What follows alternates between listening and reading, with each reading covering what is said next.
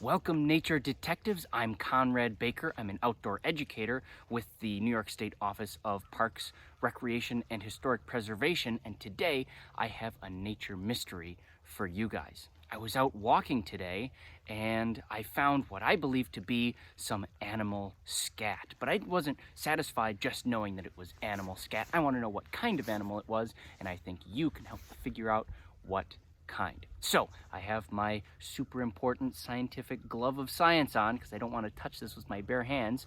And here it is, right here. So we're going to only use one nature tool today, our eyes, to figure out what kind of animal might have left this scat behind. So first nature clue, let's start easy. What size is it? Is it as big as my hand? Is it as big as a dime? Is it as big as one of my fingers? I'd say my guess is about as big as one of my fingers. I'd say it's about as big as maybe my pinky over here. You can see like that. So let's see, another nature clue. What shape is it? That can be very important when you're trying to find out what kind of animal left behind some scat. Is it round like a ball? Is it long like a log? Is it flat like a pancake? My guess is that this is closest to being straight and long like a log. I think this is a scat that's most similar to a long like a log scat. So our last nature clue, let's see.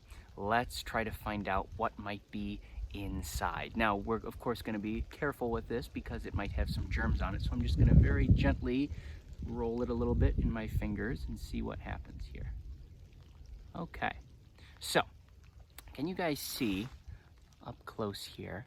Can you guys see some teeny little bumps in there? Maybe right over, my glove's stuck, right over here, right over there. Those teeny tiny bumps are seeds.